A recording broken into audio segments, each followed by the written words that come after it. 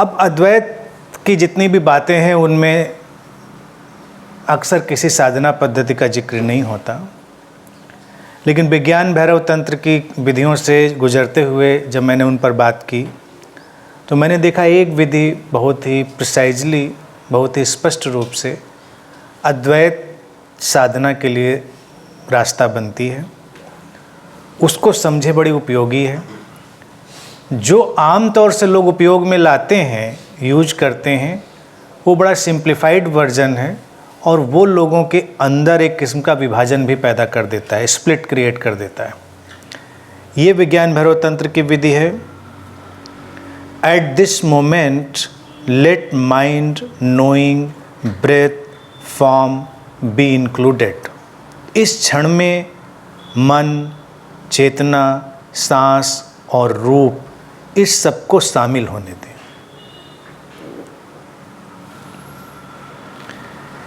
अब ये क्या कहती है विधि? ये बहुत ही खूबसूरत विधि है। ये ऑल इंक्लूसिव विधि है, सबको शामिल करें। रूप आ गया यानी आकार आ गया, शरीर आ गया, मन आ गया, चेतना आ गई, शरीर मन को जोड़ने वाली जो प्रक्रिया है, जो सेतु है, जो ब्रिज है, सांस, वो आ गई, सब कुछ आ गया। वो कहते हैं इसको इंक्लूड कर लें अपने होने में, क्योंकि ये सब कुछ हम हैं। लेकिन इंसान क्या है, उसकी जो कंडीशनिंग इधर पैदा हुई उसके विकास क्रम के साथ, वो इंक्लूड करने से ज़्यादा एक्सक्लूड करने में यकीन करता है, अलगाव में, डिवीजन में, डिविसिवनेस में। उसके चलते हुए कुछ ऐसी विधियां भी विकसित की कुछ मास्टर्स ने जो लोगों को अच्छी लगती हैं, लेकिन मैंने देखा लॉन्ग रन में, दूर जाने में वो काम नहीं कर पाती हैं और लोग एक उलझन का शिकार हो जाते हैं। जैसे इसका विपरीत ले जाएं तो तुम ना अपना शरीर हो, ना तुम अपनी सांसें हो, ना तुम अपना मन हो, ना तुम ये संसार हो। तुम इस सबसे अलग हो। तुम सबसे अलग हो। तुम रूप नहीं हो, सांस नहीं हो, संसार नहीं हो, मन नहीं हो। सब ज़्यादातर यही विधियाँ प्रचलन में आती हैं। लोग डिटैच होने की कोशिश में इसको अपनाते हैं, लेकिन करते करते क्या होता है कि उनकी जीवन शैली में और उनकी बातचीत में एक अजीब सी विखंडित मानसिकता पैदा हो जाती है। वो कहेंगे नहीं मैं कर तो रहा था, but I was not doing it, it was my mind, actually it was my mind. ये मेरा मन था जो कर रहा था। या कहेंगे ये मेरा ईगो था। अब आपने अपने को अलग कर लिया, अपने मन को अलग कर दिया, अपने ईगो को अलग कर दिया, तो बड़ा एक स्प्लिट सा हो जाता है, एक विभाजन पैदा हो जाता है व्यक्ति में। शुरुआत में अच्छा लगता है, लेकिन ये चीज़ तनाव भी पैदा कर देती है व्यक्ति के अंदर, क्योंकि ये सच्चाई नहीं है। हाँ, उस विधि में एक गहरी बात है, लेकिन उसको समझने के लिए भी हमको बड़ी तैयारी करनी पड़ेगी कि जब हम सब कुछ को अलग कर देते हैं तब भी कुछ बचता है जो हमारा होना है। ये उसका रास्ता है। लेकिन रास्ता कितना भी सही हो और कंसेप्ट कितना भी सही हो, कई बार लोग उलझ जाते हैं उसमें। तो मेरे पास तमाम लोग जो आते रहे, मैंने उनको उलझे हुए ही देखा इस तरह की विधियों में। उनकी बातें भी सब थोड़ी बहकी बहकी सी हो जाएंगी कि नहीं मैं ये नहीं हूँ, मैं तो बस साक्षी होकर सब कर रहा हूँ, मैं शामिल नहीं था उसमें, मैं तो बिल्कुल अलग खड़ा था, मैं तो बस कल गाली गलौज कर रहा था, मैं तो कल शराब पी रहा था, लेकिन मैं नहीं पी रहा था, मैं तो साक्षी था, मैं तो अलग था। इस तरह की बातें चलने लगती। अब व्यक्ति साक्षी भी हो गया, कर भी रहा है, शामिल भी है, परेशान भी है, अलग भी है। एक स्किज़ोफ्रेनिक सिचुएशन पैदा हो जाती है उसके अंदर। उसमें ये जो विधि है ये बिल्कुल रेस्क्यू करने वाली विधि है कि कुछ भी तुमसे अलग नहीं है, सब कुछ शामिल है हमारे होने में। और ये बिल्कुल सच्ची बात है। अरे शरीर भी तो मैं ही हूँ, यानी चेतना से ही उपजा मन, उसी से उपजा शरीर, उसी से घटी सांसें, उसी से घटा पूरा जीवन। तो कहाँ पर वो एलओसी है जिसको हम क्रिएट करेंगे? वो बॉर्डर लाइन कहाँ पर है, लाइन ऑफ कंट्रोल जिसको हम कहेंगे, ये यहाँ से डिवाइड हो गया शरीर, यहाँ से डिवाइड हो गया मन, यहाँ से ये जीवन, यहाँ से ये सारी चीज़ें। तो ये विधि कहती है कि कुछ भी सचमुच में अलग नहीं है, रूप अलग अलग है, मैनिफेस्टेशन के फॉर्म अलग हैं। वो अद्वैत चेतना, नॉन डुअल कॉन्शियसनेस जब मैनिफेस्ट होना चाहती है तो वो एक शरीर मन का कंबाइंड फॉर्म लेती है, body mind, form of body mind. अब इस बॉडी माइंड को चलाए रखने के लिए एक ब्रिज क्रिएट होता है, वो हमारी सांसें हैं, हमारी ब्रीदिंग, जो हमारे सोर्स यानी हमारी कॉन्शियसनेस और हमारे बॉडी माइंड यानी हमारे शरीर मन को जोड़ती। इसीलिए सांसें रुक जाएं, क्रिएशन ख़त्म हो जाता है, बॉडी माइंड ठहर जाता है, वो डिजॉल्व हो जाता है, सारी चीज़ें ख़त्म हो जाती हैं। चेतना फिर अपने स्रोत में लौट जाती है, एलिमेंट्स में चले जाते हैं, सब अनमैनिफेस्टेड में चला जाता है। तो कहीं कोई विभाजन नहीं है। तो इस विधि का जब अभ्यास हम करें तो इससे खूबसूरत कोई चीज़ नहीं हो सकती। कठिन मैं इसको इसलिए कह रहा हूँ क्योंकि कठिनाई होती है लोगों को शामिल करने में। लोग अवसाद और डिप्रेशन के शिकार हों तो सबसे पहला काम अलग थलग होने का ही करते हैं, मिलना जुलना बंद, किसी से बात नहीं करनी, अपने ऊपर भी तरह तरह के जो डिविसिव एटीट्यूड हैं, विभाजित करने वाली वृत्तियाँ हैं, उनको लादना। खुश हो आदमी तो मिलता है लोगों से, मिल बैठता है, खुशियाँ बांटता है, इसीलिए सेलिब्रेट कभी अकेले नहीं कर पाता आदमी, उसके लिए कुछ लोग चाहिए होते हैं।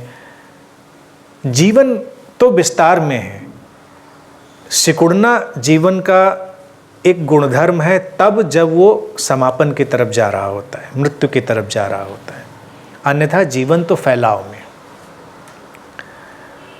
तो इस प्रवृत्ति को अगर हम देखें कि आज के वक्त में भी अगर हम देखें कि मिलना जुलना, लोगों से घुलना मिलना कितना कठिन है, अपने दिल को बांटना, अपनी भावनाओं को शेयर करना, अपनी प्रेजेंस को शेयर करना कितना कठिन है। सब अपने अपने में गुम हैं, भीड़ बहुत है लेकिन इंसान अकेला है।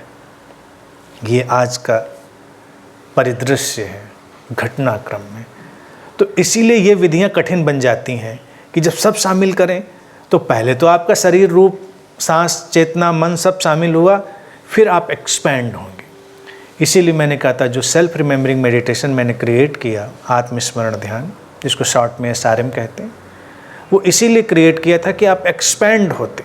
पहले तो आप अपनी को जागृत करके, अपनी संवेदनाओं को, अपनी सेंसेस को, अपने शरीर मन को एक्टिव करके, उसको जागृत करके, अपनी संवेदनशीलता को बढ़ाकर फिर आप एक्सपैंड होने की फीलिंग में आते हैं। आप में सब शामिल है। आप अपने किसी लव्ड वन को देखें और फिर देखें कि वो आप ही का तो एक्सपेंशन है, एक्सटेंशन है, होता भी है, इसीलिए आपको दुख होता है। किसी के मिलने पे जो खुशी होती है, किसी के जाने पे जो दुख होता है, वो इसीलिए क्योंकि हमारा ही हिस्सा कुछ बढ़ता है, कुछ घटता है, हम ही कहीं बढ़ रहे हैं, कहीं घट रहे हैं, यानी एक ही कॉन्शियसनेस अपने अलग अलग फॉर्म में जा रही है। तो एक्सपेंशन को जब आप और बढ़ाएंगे तो वो लोगों से, फिर प्रकृति से, फिर पूरे अस्तित्व से, सब में आप ही का होना है, कहीं पे कुछ अलग नहीं है, ये ऑल इंक्लूसिव। इस भावदशा को अगर हम साधते हैं तो हम सोचें हिंसा कैसे संभव है। हमको अहिंसा सिखानी नहीं किसी को। जब आप ही का एक्सपेंशन है तो हिंसा आप कर नहीं सकते। आप किससे छल करेंगे, किससे झूठ बोलेंगे, आप कुछ भी जो जीवन के प्रति नकारात्मक है वो कैसे कर पाएंगे, क्योंकि अगर आप इसको अनुभव करने लग जाएं कि हमारा ही एक्सपेंशन है ये पूरा जगत, उसका अर्थ ये हुआ कि वो एक ही कॉन्शियसनेस हर तरफ समाई हुई है। जब आप इसको देख लेते हैं फंडामेंटली और ध्यान की विधि के तरह से इसका अभ्यास कर लेते हैं और उसमें ठहर जाते हैं तो अद्वैत घट जाता है, बड़ी सहजता से घटता है। लेकिन इस विधि का प्रारंभ में अभ्यास किया जा सकता है और बड़े अच्छे से इसको साधा जा सकता है। पहले तो उसी स्टेप से चलना है जिसकी विज्ञान भैरव तंत्र ने बात करी, अपने ही शरीर मन चेतना में विभाजन ना करें। और अतीत में गुरुओं ने भी बातें कर कर के बड़ा विभाजन पैदा कर दिया। अब उनकी जितनी समझ रही होगी या वो कंटेम्प्रेरी नॉलेज जो कुछ होगा, गलत दिखे दुनिया में कोई बात नहीं बोलता, आप हमेशा समझ लें। वो अपने टाइम स्पेस के हिसाब से और उस वक्त उपलब्ध जो भी ज्ञान होता है संसार में, उसके हिसाब से ही बात करता है। हम लोग लेकिन मानते हैं कि किसी भी मास्टर के पास, किसी गुरु के पास एब्सोल्यूट ट्रुथ होता है। तो एब्सोल्यूट ट्रुथ जैसी कोई चीज़ नहीं होती, वो मिथ है। एब्सोल्यूट नोइंग है उसके पास, लेकिन एब्सोल्यूट ट्रुथ तो कॉन्सेप्ट है, वो होता नहीं। बात जो कही जाएगी वो उस समय के ज्ञान, अनुभव जो भी ह्यूमैनिटी ने अर्जित किया है उसके आधार पर ही कही जाएगी। पहले लोगों को लगता रहा ऐसा कि हाँ नहीं, कुछ तो अंतर है। जैसे तमाम आप पुराना अगर लिटरेचर स्पिरिचुअल पढ़ें तो उसमें हृदय और मस्तिष्क का बड़ा विभाजन है। फिर मनोविज्ञान ने भी इसको किया कि माइंड ओरिएंटेड, हार्ट ओरिएंटेड।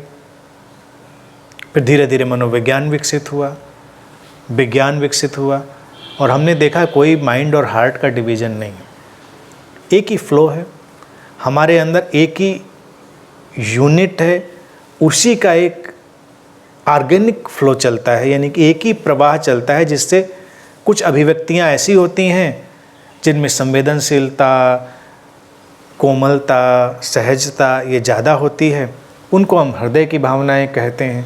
और कुछ चीज़ें थोड़ी शार्प हैं, बड़ी ही रैशनल हैं, सीधी हैं, स्ट्रेट हैं, उनको हम कहते हैं मस्तिष्क की बातें। ये केवल हमारे एटीट्यूड हैं, एक्सप्रेशन के केवल ढंग हैं। शरीर में भी पहले लोगों को लगता था कि सब बड़ा अलग अलग काम करता है, तो जैसे जैसे हमारा शरीर के प्रति ज्ञान बढ़ा तो हमने देखा कि शरीर के अंग यूँ तो अलग अलग काम करते हैं, सबके बड़े ही यूनिक फंक्शन हैं। हार्ट अपना ही काम करता है, किडनी अपना ही काम करती है, लीवर अपना ही काम करता है, बिल्कुल यूनिक फंक्शन है।